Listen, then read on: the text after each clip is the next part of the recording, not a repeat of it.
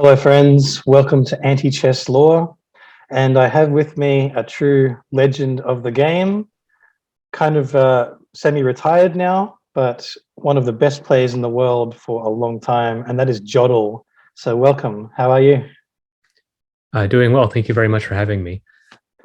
It's a great pleasure to have you here because um, it's difficult to find some players that have played long ago and that are still currently around. And particularly, you were around a kind of a strange time that I kind of coined the Dark Ages.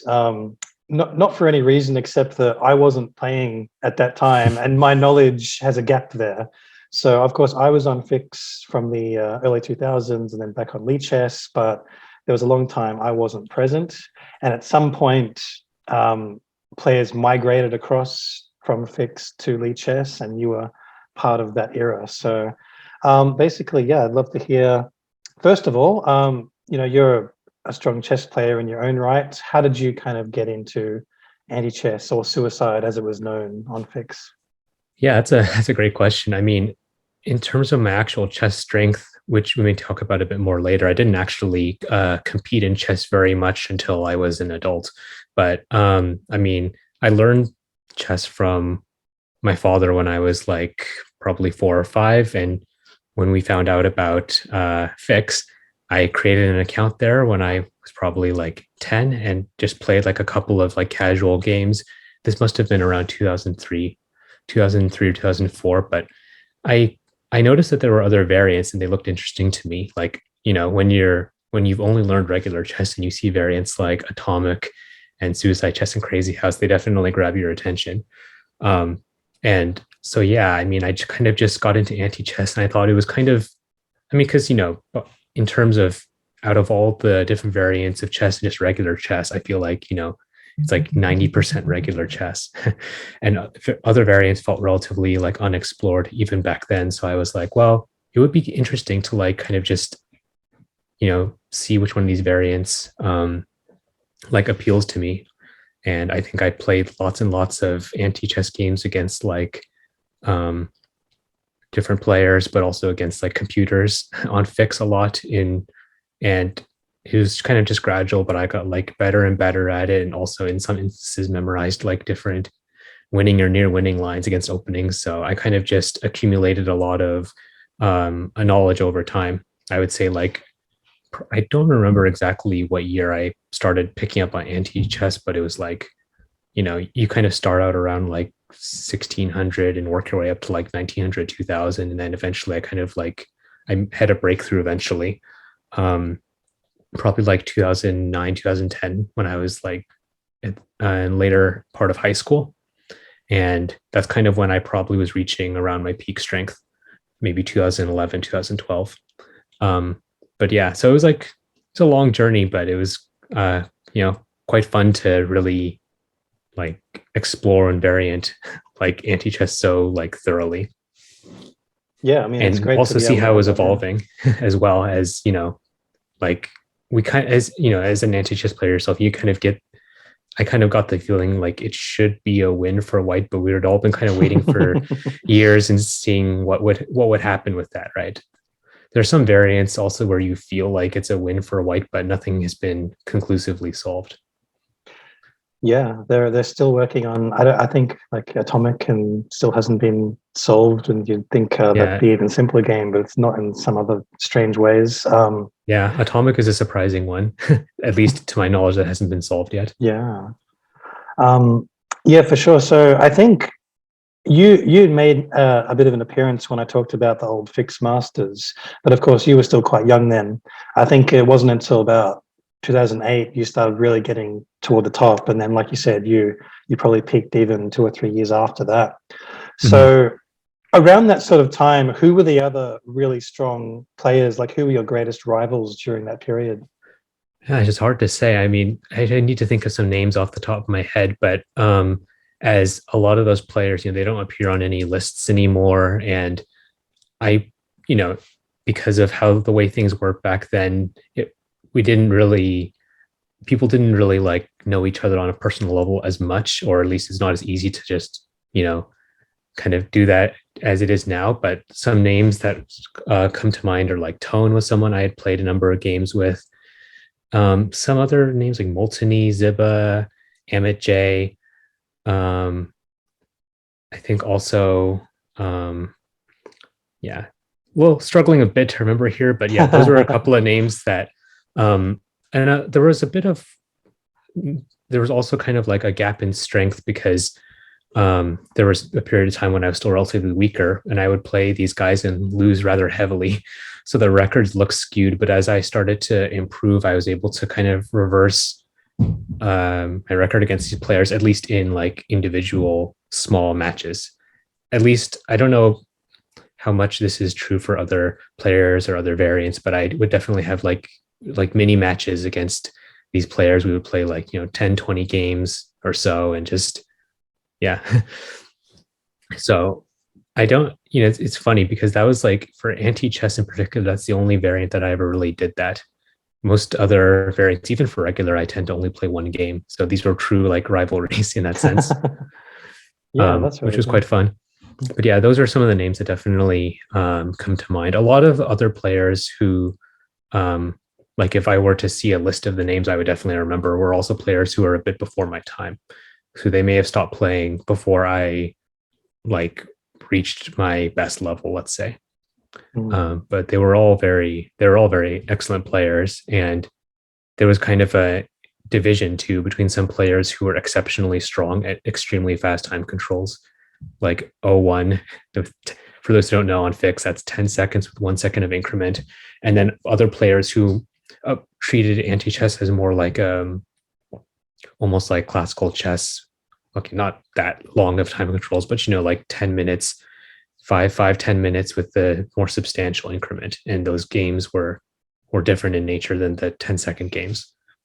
Yeah, I think for sure, like players like Tone, Ziba, they would play 0-1 a lot, whereas you had a Yeah. couple of players like Bohobe and stuff only play longer ones. Oh, that's right. That's another strong player that I played against.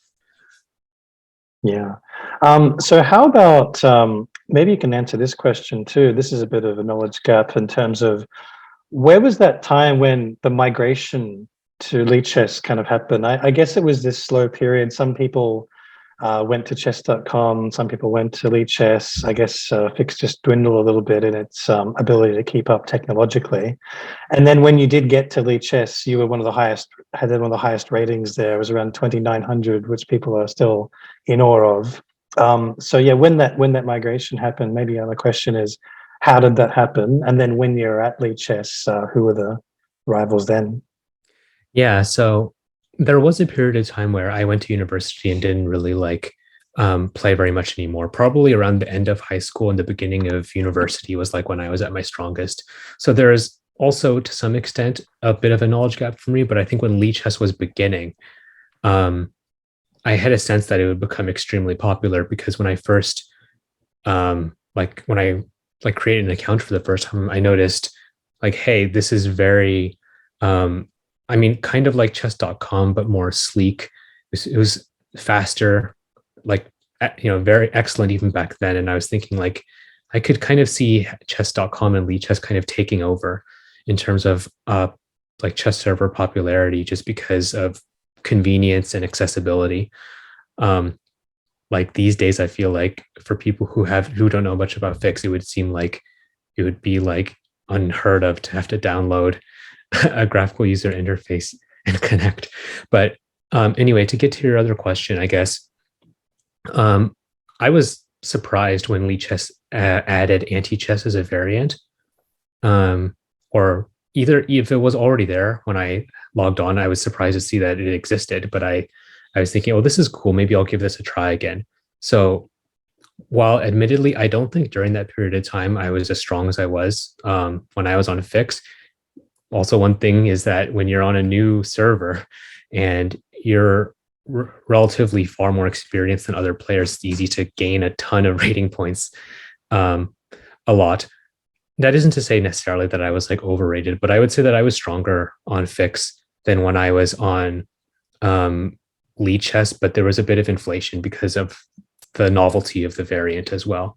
But on Lichess, there were definitely some players um, who I faced pretty regularly. I think I there was I think someone who went by, well, there was F4 opening who had multiple accounts.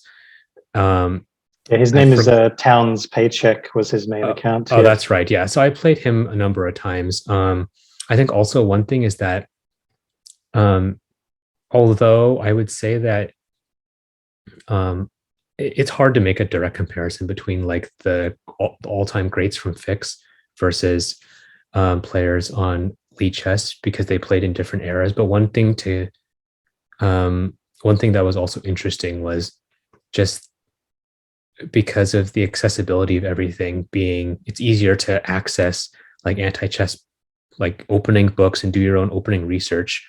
It was much harder to do that back on FICS, unless you could like run an anti-chess computer locally. Lichess has that like built in, and also just in general, things are more accessible. It's also easier for players to like really, really dive deep into openings, most of which are admittedly like decisive advantage for white. So that kind of that change, I'm it's hard for me to say exactly how that would change the rating system, but it definitely had some impact. Let's say I felt like there could be lots of if someone wanted to really ascend to the top and work really hard on openings, they could do that on Lichess, whereas back in the day on FICS, that was definitely not as easy to do. Yeah, absolutely. I think it's a real game changer having the access to the engine and your ability to improve quickly. Yeah, I definitely agree. Yeah, so that definitely meant that although when I started on Lichess, I was like a fairly experienced player playing against a lot of players relatively new to the variant. As as a couple years went by, players caught up very quickly as well. And I mean, I think all the players from today probably, the best players from today are definitely comparable to the all-time greats from FICS too. But it's kind of, it's in my mind, it's almost like trying to compare the best players of today to like the best players of like the 90s. Enough has changed that it makes a direct comparison a bit difficult, but you can kind of see how those best players like were above their peers during different periods of time when the nature of the game was kind of different. Yeah, for sure. And I guess you've had a couple of other things that you're exceptional at, and juggling was one of them. You had a couple of juggling videos I saw. It was very impressive. So would you say what is your like best talent? Is it juggling? Is it anti-chess? Is it other things, or you just love them all? Well, that's definitely an old hobby. That was juggling was a hobby of mine like toward the end of that I picked up like toward the end of high school. I mean, I tend to be the kind of person that if I find something that I'm very, very interested in, I'll try to work hard to get to a level that I like feel satisfied with. But I guess like, yeah, chess is definitely something that still is a big hobby of mine to this day, although much more with regular chess because of my experiences playing competitively, which we can go into later for sure. Juggling was something I sort of kind of didn't really practice after a certain point, just because, for hobbies that you're very serious about, especially like regular over the board tournament chess for me, after university, you only have limited time to kind of pursue hobbies that you're most interested in. So juggling was something that I kind of put aside after probably after like the end of high school, when obviously I also had like studies, career, and things like that. Of course. But chess is something that remains my biggest hobby by far to this day. I guess I also enjoy playing piano. I mean, I played from a pretty young age, like 5 or 6, and was playing with getting lessons from teacher till I was also like in the middle of high school, and I still enjoy learning new pieces to this day. So it's quite nice to have these hobbies. And one thing is that these hobbies of mine that I enjoy aren't going anywhere. I can always return to hobbies that I've kind of set aside when, when I have free time or when I feel like I want to pick something up again. But so those are things that are always nice to have around. For sure. All right. So, a man of many talents, and you're going to show us one or two of your favorite games. So we're going to do this. We're going to do this on FICS for everybody watching, just because it's a bit easier than having to create studies and import across from there. So we can just watch directly. And joddle is playing against. You can tell us computer. See.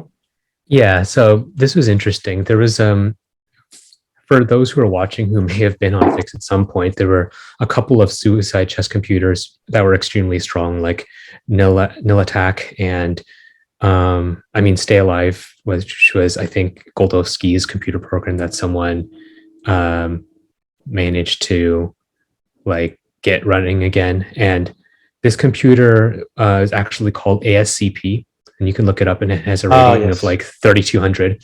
Yeah, we know. I think the owner of this computer was had either by coincidence or just had seen that I was playing a lot during this time and getting stronger, and said he would be interested in having me play a couple of games. So he brought this computer on as a guest, but it is ASCP, the 3,200 rated computer. Yeah. And I remember looking through the computer, that the statistics of the computer, and seeing that it was just basically heavily scoring against all of the other strong computers. So I was very proud to win at least one game. So yeah, anyway, I think this was, I'm trying to remember. Let's see. I'm looking at the interface right now. Okay. So this game was played 2012. So, yeah. So when I had reached around the high 2400s. So you're nearly at peak powers here. In a manner of speaking.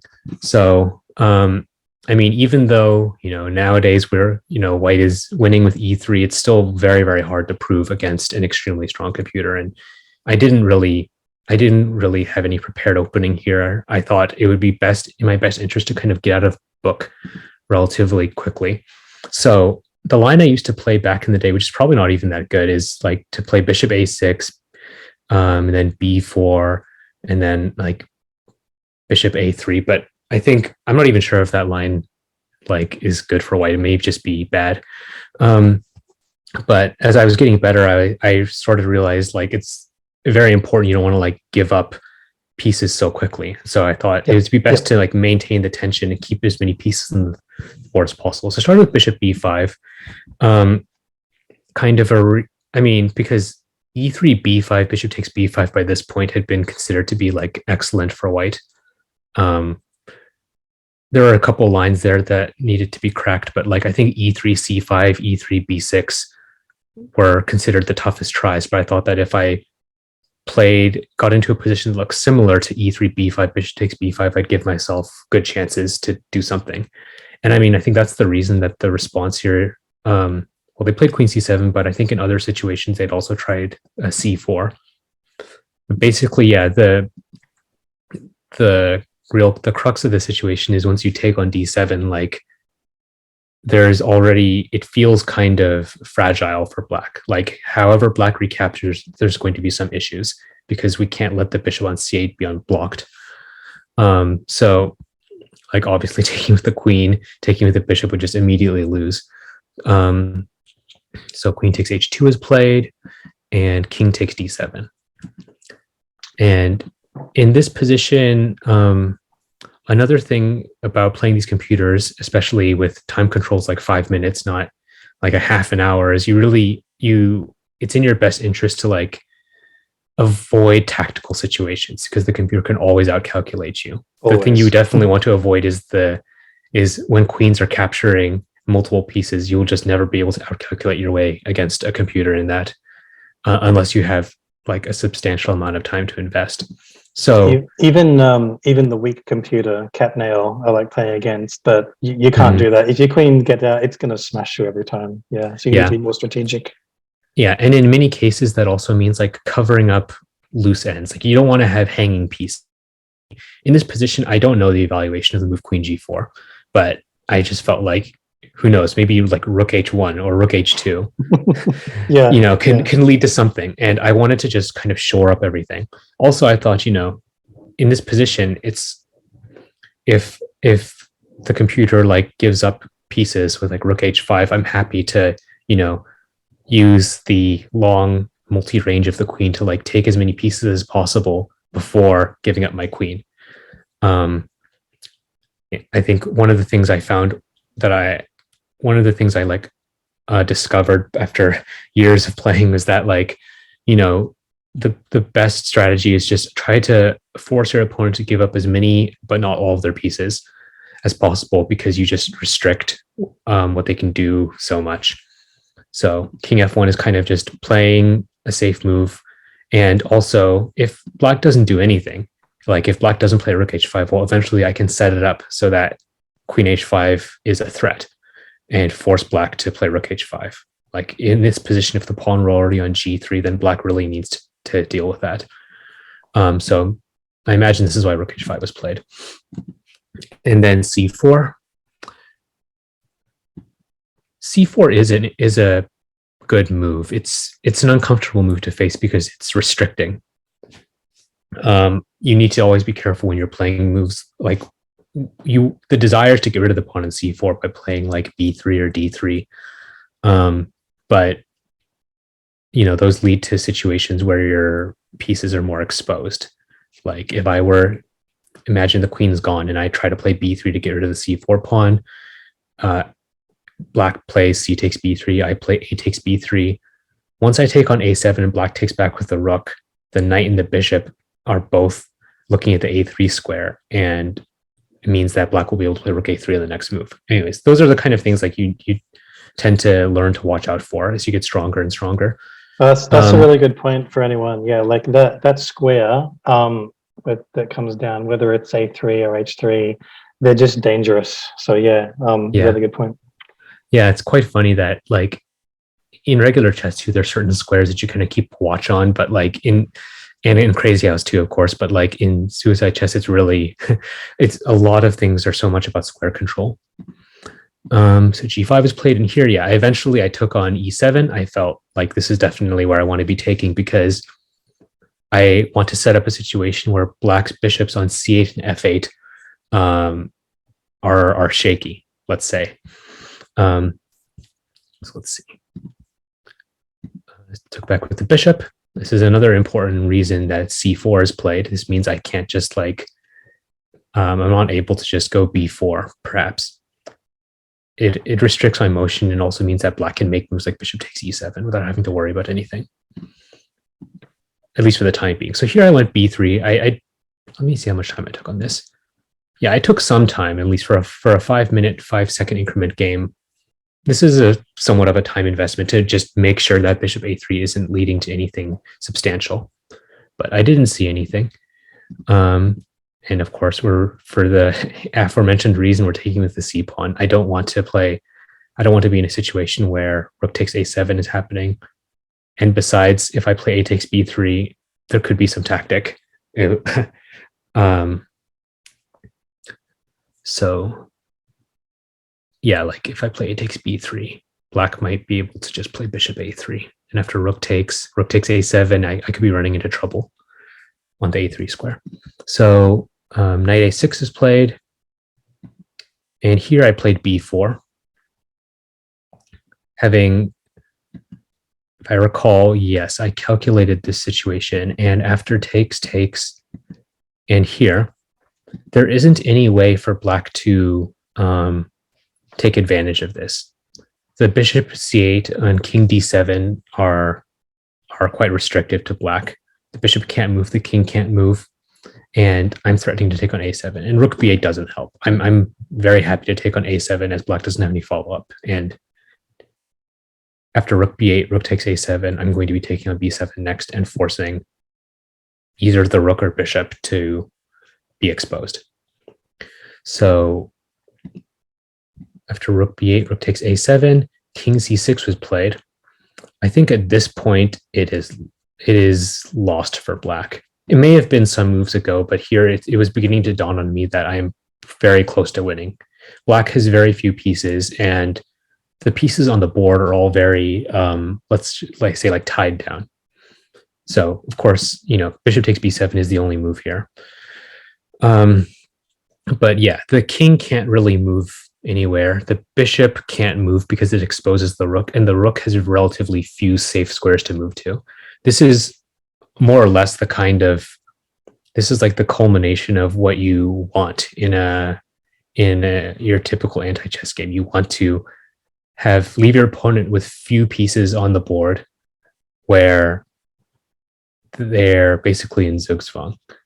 Of course, black can still make moves with the knight and the pawn for now, but it's only a matter of time before I can set up in such a way that the bishop and king lined up on the long diagonal, I will force the king out of the way once I make sure g2 is undefended. There's just nowhere for him to hide. He's got that lone pawn, and the rook and bishop just can't hide forever. You're going to force something out. Yeah. So I started by I don't want any g4 to worry about. I thought I'll get rid of the last pawn. Yep. This also restricts this knight on g8.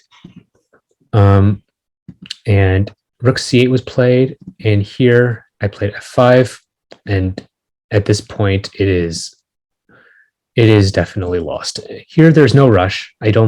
In this position, I haven't looked at this game for a while, so I don't know if g4 wins, but maybe I just wanted to be safe. Yeah, I think it doesn't win because my pawn isn't far advanced enough. If I play g4, king f2, d3, f6, f7, I don't get to f8 in time. But, black is so tied up in this position, there's definitely no rush. That was another thing that I learned over the years is, there's lots of situations where there's no need to rush. So I took some time, played king f2. Just setting up g4, and I don't think there's any escape. King d5 was played, and that's pretty much it. Yeah. Wow, beautiful. So that was a very, very nice game to win at the time. I remember feeling elated that I managed to win against this computer. I don't remember exactly how many games I played when the owner of ASCP brought this computer on as a guest. I think it was probably something like, I would imagine scores like this was probably my lone win, or else I would have saved the other in my journal. And it was probably something like, I don't know, like maybe one draw and the rest all losses. Probably was like 5+5 time control does take some time to play. So I would imagine that we probably didn't play more than like 7 or 8 games.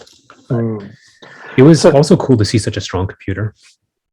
So I guess just still in this game, what is the point in this game where it seemed like the tide was turning? It's almost hard to find. Like all your moves were solid. You started opening up. Your queen was capturing things, but yeah, it's hard to pinpoint. Yeah, I do feel like despite the strength of this computer, there may have been some, well. I mean, maybe knight a6 wasn't accurate, or yeah, perhaps in this position, even maybe knight takes e7. I mean, I think this is probably like objectively, this is probably already like bad for black somehow. I mean, I'm not saying that I would have won no matter what, but like if knight takes e7 had been played, perhaps that would maintain the tension a bit more. One thing is that with bishop takes, this led to some liquidation, but a favorable one for me. But knight a6, I agree, may have also been, again, hard to say. Like black can play bishop d8 here, but it's very passive. Bishop d8, the point being to just like keep more pieces on the board. But it's tough, I think. Like after this, I think maybe it could have easily been that by the time this position is reached, perhaps the computer had misevaluated this position from afar. Because I think here basically if a6 here, b takes, he's still that may have been a better try. Maybe that rook is still worried. The bishop's still worried. Like it's maybe a little better, but white is still better. Yeah. But I do think something like this. Yeah, this looks very promising. Probably something similar. Like, I mean, the fact that the king and the bishop are lined up like this is also concerning for black. I may be able to again, not saying this necessarily works, but like g4 and bishop a3 could be the way to go. Or similar to the game f4 and play against the knight, the king, and the bishop. Yeah, possibly. Yeah, well, congratulations. I mean, that's very few people have done that. I think, I just spoke to Tone recently because he's come back and played on Lichess now. Oh, that's cool. Yeah, he actually, Mr. Pink told him about the videos I did. He watched them and then he's like, "Oh, it's come back," and he's keen again. He's back to a strong player too. So yeah, it's great when old players can come back. Any chance of you coming out of retirement for a few games at any point, or? Maybe, but yeah, it has been an extremely long time, and Of course, yeah. I do take regular chess like somewhat seriously. So I study regular chess. Like, I mean, even though I'm only playing online, I still like to keep up with openings and like current events in regular chess. So a lot of my chess hobby is devoted to that. So I feel like it would feel a little bit I know, at least to me, I would feel a little bit bad if I were playing again and I wasn't playing the way I was before. Yeah, and in fact, I just spoke to a previous Atomic World champ who's in the same sort of boat. You know, he's also just back to regular chess, and I think that's just the nature of chess itself. Even for me, I'm a chess player first. It is the best game. It's the most rich tapestry of ideas. Yeah, I do think that like the fact also I think for me personally the fact that it's a solved variant definitely takes away some of the interest too. I still think it's a very beautiful and interesting variant, and perhaps like Fisher random anti-chess could be like the way to try to like make get something new out of it, let's say. I mean, I know some people say like regular chess is played out, but I don't think that's true at all. But a variant that's solved is kind of, it definitely doesn't quite have the same appeal as when it's not solved, let's say. And chess is probably nowhere near being solved for, I can't, some if unfathomable amount of time. Yeah. Right. But yeah, as for regular chess, I mean, yeah, you can see that I'm by far the most active in that. Yeah, I mean, that's very strong. If you're nearly 2,700 blitz, you're right up there with seriously good. Absolutely. Yeah. All right. Well, might leave it there. So, but thanks very much, Derek. Lovely to talk to you. Thank you so much for all your insights into that history and showing us that game too. It was awesome. Yeah, thank you very much for having me, Dion. And it was a true pleasure talking to you. Great. All right, so we'll leave it there, and thanks everybody else for watching, and I'll see you next time.